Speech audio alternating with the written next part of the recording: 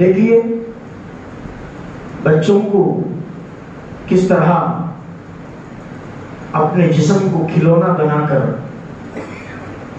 کھلا کر، ہنسا کر، جو بچے بھوک کی وجہ سے رو رو کر، بے تاب ہو کر، بھوک سے لاچار ہو کر نڈھال پڑ کے سو گئے تھے، جب کھانا پک کے تیار ہوا، امیر المؤمنین ہیں، حکومت کا تخت ان کے ہاتھ میں ہے، لیکن گھر میں جا کر سبزی کاٹ رہے ہیں، پانی لا رہے ہیں، تو کھانا تیار ہوا تو بچوں کو اٹھایا تو بچے نیند میں سو گئے تھے، ایک دم نیند میں تھے، تب اٹھایا تو رونے لگے کیونکہ بھوک ستا رہی تھی۔ تو عمر فاروق نے دل میں سمجھا کہ عمر، جتنا بچوں کو تو نے رلایا ہے اتنا اب ہنسانا بھی پڑے گا۔ یہ سمجھ کر جو ہے کیا بن گئے، بکری کی شکل اختیار کرنے لگے، دونوں ہاتھوں کو، دونوں پیروں کو زمین پر ٹیک کر اس طرف سے اس طرف، ادھر سے ادھر گھومنے لگے، اور بچے دیکھ کر ہنسنے لگے، کھلکھلانے لگے، بچوں کے چہروں پر مسکراہٹ آنے لگی۔ تب حضرت عمر کے آنکھوں میں آنسو آ گئے کہ عمر، تو نے بچوں کو ہنسا تو دیا، اب پیٹ بھر کے کھلانا بھی تیری ذمہ داری ہے۔ بچوں کے سامنے اپنے ہاتھ سے نیوالا بنا کر بچوں کے منہ تک لے کر چلے، اور بچے ہنستے ہنستے نیوالا کھایا، روٹی کھایا، کھانا کھایا۔ اس کے بعد بچوں کی بھوک مٹی، اور اس بوڑھی عورت ماں کی بھوک مٹی۔ اس کے بعد حضرت عمر بن خطاب نے اس بوڑھی عورت سے سوال کیا، اماں اب بھوک بھی مٹ گئی، بچے بھی جو ہے خوش ہو گئے، اور بچوں کا پیٹ بھی بھر گیا، اب اللہ کے لیے ہاتھ جوڑ کے تیرے سامنے عمر، یعنی اپنے آپ کو سمجھ رہے ہیں کہ سوال کرتا ہوں کہ تو عمر کو معاف کر، تو عمر کو معاف کر دے۔ کون کہہ رہے ہیں معاف کر دے؟ کون کہہ رہے ہیں؟ 22 لاکھ مربع میل تک کی دنیا کے حکمران، اتنی بڑی حکومت کے بادشاہ ایک بڑھیا کے سامنے معافی مانگ رہے ہیں کہ اماں تو معاف کر دے، عمر کو معاف کر دے۔ تو اس بڑھیا نے کہا کہ تو عمر کی بات میرے سامنے نہ کر، مجھے سارا شکوہ عمر سے ہے، عمر ہی کی وجہ سے میں نے 3 دن سے کھانا نہیں کھایا، عمر ہی کی وجہ سے میرے بچے 3 دن بھوکے رہے، اور میں چولہے پر خالی ہانڈی رکھا اور اس میں پانی ڈالا اور اس میں پتھر ڈالا، اور پتھر پکیں گی بھی کیسے، اور میرے بچوں کی بھوک مٹے گی بھی کیسے؟ مجھے عمر کی بات تو نہ کر، میں عمر کو معاف نہیں کروں گی۔ قیامت کا دن ہوگا، عمر کا گریبان ہوگا اور میرا ہاتھ ہوگا، میں اس عمر کے گریبان کو پکڑوں گی اور اللہ کے سامنے اس عدالت کی کھٹیری میں کھڑا کروں گی کہ اللہ، تو نے عمر کو حکومت دی تھی، خلافت دی تھی، ذمہ داری دی تھی، ہم سب عمر کی رعایا تھے، ہم سب عمر کی حکومت میں پلنے والے تھے، زندگی گزارنے والے تھے، لیکن ہمارا پوچھنے والا، ہماری زندگی کا پرسان حال کوئی نہیں تھا، عمر کبھی بھی نہیں آیا ہمارے پاس پوچھنے کے لیے۔ میں ضرور یہ سوال اللہ سے کروں گی۔ اتنا کہنا تھا، حضرت عمر فاروق چیخے مار کر رونے لگی، یہاں تک کہ چھوٹے بچے بل بلا کر، تل ملا کر جیسا تڑپ تڑپ کر رونے لگتے ہیں، تڑپ تڑپ کر رونے لگتے ہیں، پھوٹ پھوٹ کر جو ہے آنکھوں میں آنسو آ رہے ہیں، سینہ پھول رہا ہے، ہچکیاں لگ گئیں، کہا کہ پیروں کے پاس پڑ گئے، اماں اللہ کے لیے عمر کو معاف کر، عمر کو معاف کر۔ بڑھیا کہتی کہ نہ۔ حضرت عمر بن خطاب ایک جملہ کہا کہ دریا کے کنارے اگرچہ ایک بکری بھی بھوکی مرتی ہے یا پیاسی مرتی ہے، تو کل قیامت کے دن اس پیاسی بکری کا حساب بھی عمر سے پوچھا جائے گا کہ عمر، تیری حکومت میں، تیری خلافت میں جانور پیاسے تڑپ رہے تھے، لوگ بھوکے مر رہے تھے، اور تجھے کوئی ان کا احساس نہیں ہوا۔ حضرت عمر نے کہا کہ دجلہ کے کنارے اگرچہ ایک بکری بھی پیاسی مرتی ہے، اس کا سوال اور اس کا حساب بھی عمر سے لیا جائے گا۔ اللہ اکبر۔ زارو خطار رو کر اماں سے بھگانے لگے، منانے لگے۔ بوڑھی ماں معاف کرنے کے لیے تھی، کیونکہ عرب کی سرزمین کی مٹی بڑی سخت، بڑی کھٹن، جہالت ہے تو مضبوط طریقے کی جہالت، اور دینداری ہے تو مضبوط طریقے کی دینداری، کفر ہے مضبوط ہے، اسلام ہے تو بھی مضبوط ہے۔ تو حضرت عمر صبر کا جو ہے دامن چھوڑنے لگے، صبر ہاتھ سے چھوٹنے لگا، اور زبان کپ کپاتی ہے، کپ کپاتی ہوئی زبان سے کہا کہ اماں وہ عمر کوئی عمر نہیں ہے، وہ عمر کہیں اور نہیں ہے، وہی عمر تیرے پیروں کے قدموں کے سامنے جھکا ہوا پڑا ہوا ہے، یہ عمر ہے جو تیرے سامنے تجھ سے معافی کی بھیک مانگ رہا ہے۔ بوڑھی عورت کی پیروں کے نیچے سے زمین کھسکنے لگی، کہا کہ عمر تم عمر ہو، تم امیر المومنین ہو، تم ہمارے بادشاہ ہو۔ کہا کہ اماں ہاں میں ہی عمر ہوں۔ تب اس بوڑھی ماں نے کہا اللہ کی قسم میں نے عمر کو معاف کر دیا۔ تو حضرت عمر نے کہا کہ اگر اماں تیرا احسان ہے، تیرا شکر ہے کہ تو نے آج اس دنیا میں عمر کو معاف کیا، اگر آج تو معاف نہ کی ہوتی اور میں اپنا نام ظاہر نہ کیا ہوتا تو کل قیامت کے دن پھر تو عمر کو بچانے والا کوئی نہیں ہوگا۔ اللہ، عمر کو بچانے والا کوئی نہیں ہوگا۔ تو اس بڑی ماں نے اس طرح حضرت عمر کو معافی کا پروانہ دیا، معاف کر دیا۔ حضرت عمر اللہ کا شکر ادا کیا اور اس بڑی ماں کا بھی شکر ادا کیا کہ تو نے معاف کر دیا۔ یہ ہوتے ہیں حکمران، یہ ہوتے ہیں بادشاہ، اپنے رعایا سے معافی مانگ رہے ہیں۔ آج ہماری حکومتوں میں لاکھوں کروڑوں لوگ بے گھر پڑے ہوئے ہیں، بھوکے مر رہے ہیں۔ کتنے لوگ اپنے گھر میں چولہا نہیں سلگ رہا، کھانے کی بھوک اور فقر و فاقے کی وجہ سے خودکشی کر رہے ہیں۔ کوئی پانی میں ڈوب کے مر رہا، کوئی سولی پہ چڑھ کے مر رہا، پھانسی ڈال کے مر رہا، کوئی آگ جلا کر آگ میں کود کر مر رہا، کوئی جو ہے زہریلی دوا پی کے مر رہا۔ تم ہے، لیکن حکومت کو اس کا کوئی پرواہ نہیں، جائے تو جائے بہاڑ میں، ہماری کرسی موجود باقی رہے۔ ہماری ظالمانہ کرسی، جابرانہ کرسی، فرعونیت والی، شدادیت والی، انانیت والی، نفس پرست والی کرسی باقی رہے، باقی کیا جائے پبلک مر جائے، ہم نے کیا جانے رہے۔ یہاں عمر فاروق دیکھیں، راتوں میں گشت کرنے کا نتیجہ، حضرت عمر فاروق یہ گشت کرتے راتوں میں تو لوگوں کے خبریں سامنے آتی، لوگوں کے احوال سامنے آتے، اسی طرح گشت کر رہے تھے۔ رات میں کئی گھر گشت کر لیے، 10 سے 15 گھر گشت کر لیے، لوگوں کے حالات کو دیکھا، لوگوں کے تکلیفوں کو دیکھا اور خود چل کر اپنے ہاتھوں سے ان کی تکلیفوں کو دور کیا۔ گشت کرتے کرتے رات میں 2 یا 3 گھر باقی رہ گئے تھے اس دن کے کھوٹے میں۔ فجر کا وقت ہو گیا، فجر کی نماز کے لیے چلے۔ حضرت عمر فاروق فجر کی نماز پڑھے اور فوراً اپنے منہ پر نقاب ڈالا تاکہ لوگ پہچاننے نہ پائے کہ عمر آ رہے ہیں۔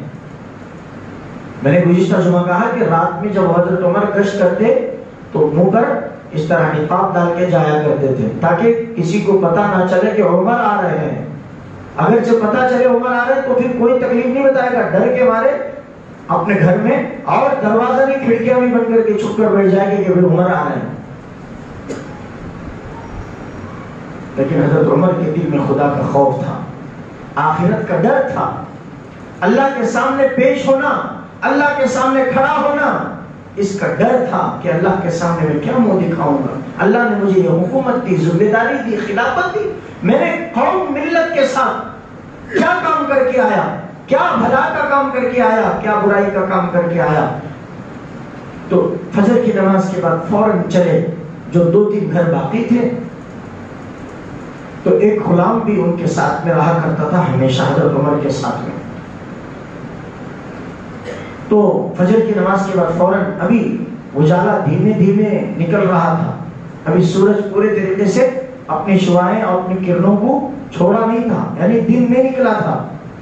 دیکھا کہ ایک گھر ایک جھوپڑی کے سامنے سے گزر رہے تھے، گھر کے اندر سے آوازیں کچھ غم کی، دکھ کی، درد کی باتیں سنائی دے رہی تھیں کہ ایک بوڑھی ہے جو اپنے درد کو جو ہے اپنے ہی جان سے بیان کر رہی ہے، یعنی اپنے خود ہی سے آپ پریشانی بیان کر رہی ہے۔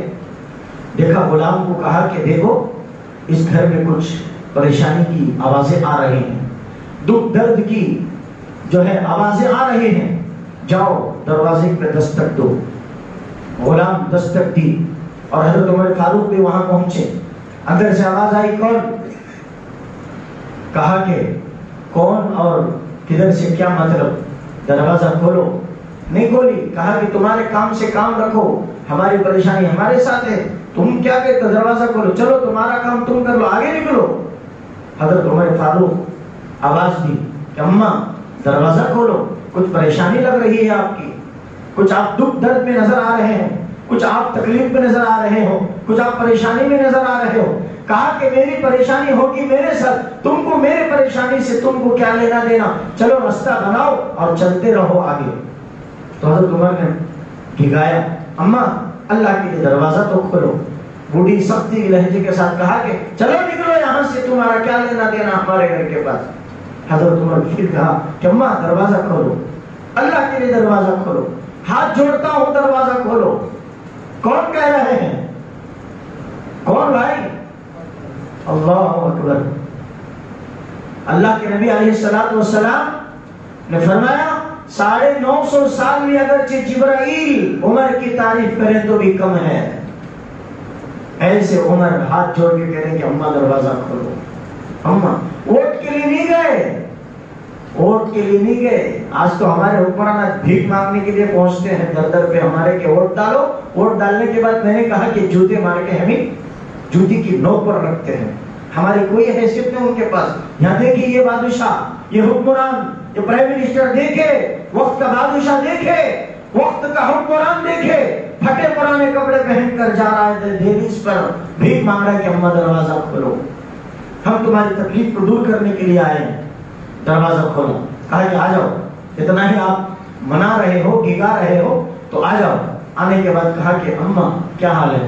سب ٹھیک ہے، خیریت ہے؟ تو اس بوڑھی ماں نے کہا کہ تم مجھ سے خیریت بھی پوچھ رہے ہو، مجھ سے میری خیریت کا سوال کر رہے ہو، میں خیریت اور عافیت سے کیسے رہ سکوں گی؟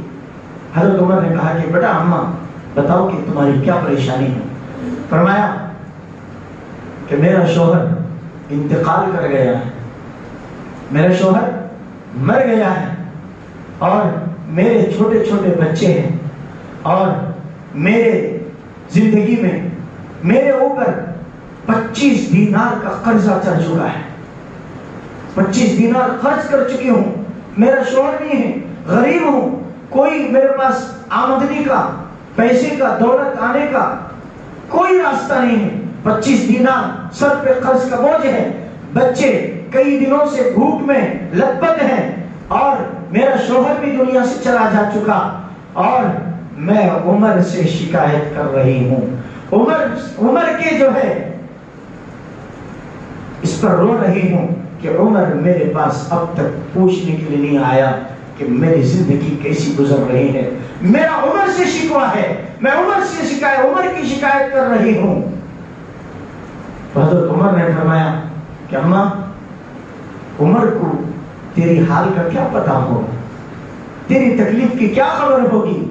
سنیے، ایک بوڑھی عورت، حضرت عمر نے اپنے تحریری نامہ کے اندر یہ بات لکھا، حضرت عمر فاروق رضی اللہ تعالیٰ نے، وہ بوڑھی عورت جو فجر کی نماز کے بعد جو 2-3 گھر چھوٹے تھے میرے، ان گھروں کی میں دیکھ بھال اور ان کے دکھ درد کو سننے کے لیے نکلا، اس میں ایک بوڑھی عورت نے جو مجھے عمر کو سبق سکھایا ہے، آئین سکھایا ہے، قانون سکھایا ہے، دستور سکھایا ہے، میں نے اس عورت سے دستور اور قانون سکھا ہے۔ کون کہہ رہے ہیں؟ حضرت عمر فاروق کہہ رہے ہیں کہ اس بوڑھی عورت نے مجھے قانون سکھایا ہے۔ ذرا آج کے چھوٹے سے काउंसलर के सामने जाको, साहब ये तुम्हें कानून के खिलाफ कर रहे हैं, साहब ऐसा नहीं करना बोल के देखो। एक छोटा सा गली का काउंसलर, गांव का काउंसलर, साहब तुम्हें कानून के खिलाफ कर रहे हैं, साहब ऐसा नहीं करना, साहब जरा बोल के देखो, क्या होता? तू हम ना सिखाता कानून, तेरी हैसियत क्या, तेरी वकात क्या, तेरा मकाम क्या? तू एक गरीब है, मुफलिस है, लाचार है, तेरा कोई जो है खानदान नहीं, कबीला नहीं, तेरा सपोर्ट कोई नहीं, तेरी ताकत नहीं, तेरा दबदबा नहीं, और तू आके मेरे सामने बात करता और मुझे कानून सिखाता है। चलो भाई इसको कानून के डंडे खिलाओ। अंडे नहीं खिलाएंगे लोग, कानून के डंडे खिलाएंगे। गद्दार हैं, आज के दगाबाज हैं, चोर हैं, डाकू हैं, अपनी जिंदगी संवारने के लिए गरीबों का खून चूसेंगे, इनको फर्क नहीं पड़ेगा। तो हजरत उमर फारूक फरमाते कि मुझे उस बूढ़ी माँ ने आइन सिखाया, दस्तूर। कहा कि उमर को क्या खबर कि तेरी तकलीफ ऐसी है, उमर को मालूम नहीं होगा। उस बूढ़ी अम्मा ने कहा कि क्या कहते हो तुम कि हमारी दुख, हमारी तकलीफ, हमारी परेशानी उमर को नहीं मालूम, उमर को नहीं खबर।